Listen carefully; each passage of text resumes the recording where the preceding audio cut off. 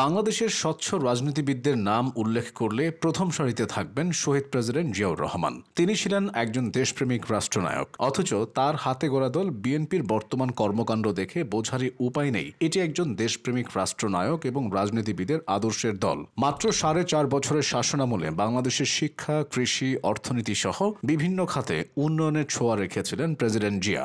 বড় অস্থির সময়ে দেশের দায়িত্ব নিয়েছিলেন, ধৈর্য না হারিয়ে পরিস্থিতি সামলে হয়ে উঠেছিলেন স্বস্তির এক রাষ্ট্রনায়ক। প্রথমেই উদাহরণস্বরূপ বলা যায় রেমিটেন্স যোদ্ধাদের কথা। জুলাই বিপ্লবের সময় প্রবাসী রেমিটেন্স যোদ্ধারা রেখেছিলেন বড় ভূমিকা। তারা ওয়াকআউট করে বিপদে ফেলেন হাসিনা সরকারকে। জানেন কি, বাংলাদেশি রেমিটেন্স যোদ্ধাদের এই দুয়ার উন্মোচন করেছিল প্রেসিডেন্ট জিয়া। তার সময় সৌদি বাদশাহ ফাহাদ বাংলাদেশকে সাহায্য করতে চেয়েছিলেন। উত্তরে মিস্টার প্রেসিডেন্ট বলেছিলেন, বাংলাদেশের মানুষ গরিব কিন্তু পরিশ্রম করতে জানে, আপনি সৌদিতে তাদের কাজ দিন। জিয়াউর রহমানের এই অনুরোধেই শ্রমিক হিসেবে সৌদি আরবে কাজের ভাগ্য খুলে যায় বাংলাদেশিদের।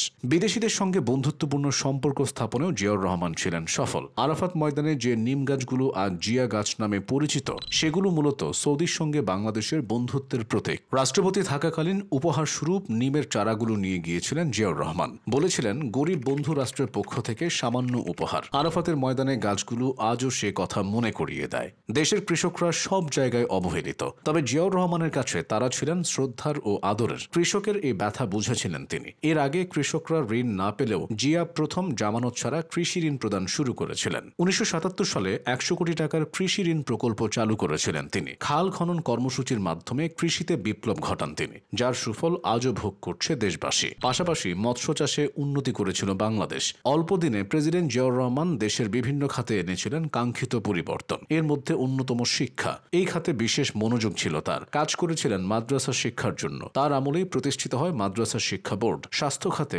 অসামান্য অবদান জিয়াউর রহমানের। 50 শয্যা বিশিষ্ট ক্যান্সার ইনস্টিটিউট হাসপাতাল, শহীদ সরওয়ার্দী হাসপাতাল, পঙ্গু হাসপাতাল, পিজি হাসপাতালে সি ব্লক, জাতীয় চক্ষু বিজ্ঞান ইনস্টিটিউট সহ বেশ কিছু প্রতিষ্ঠানের সঙ্গে জড়িয়ে আছেন জিয়া। দেশের কলেরা তথা ICDDRB হাসপাতালও তার হাতে করা। নার্সদের উন্নয়নে মহাখালীতে গড়ে তোলেন নার্সিং কলেজ। জাতীয় হৃদরোগ ইনস্টিটিউট গড়েছেন তিনি। শিক্ষা খাতেও কি কম করেছেন তিনি। আজ যে কুষ্টিয়া ইসলামী বিশ্ববিদ্যালয়, সেটি জিয়াউর রহমানের স্বপ্নের বাস্তব রূপ। এর আগে তিনি একটি ইসলামী বিশ্ববিদ্যালয় প্রতিষ্ঠার প্রতিশ্রুতি দিয়েছিলেন। কুষ্টিয়ার বিশ্ববিদ্যালয়টির ভিত্তিপ্রস্তর স্থাপনের মাধ্যমে সে কথা রাখেন তিনি। অল্প সময়ে এত কিছু করে রহমান আজ দেশের মানুষের মাথার মুকুট হয়ে আছেন। তারই হাতে গড়া দল বিএনপির বর্তমান অবস্থা সত্যি হতাশাজনক। শেখ হাসিনা সরকারের পতনের পর গোটা দেশ তাকিয়েছিল বিএনপির দিকে, কিন্তু তারা দেশের কথা ভাবেনি, উল্টো মেতেছে চাঁদাবাজিতে। তাদের বিরতিহীন খাই খাই স্বভাবে জনগণও আস্থা হারিয়ে ফেলেছে এই দলটির উপর।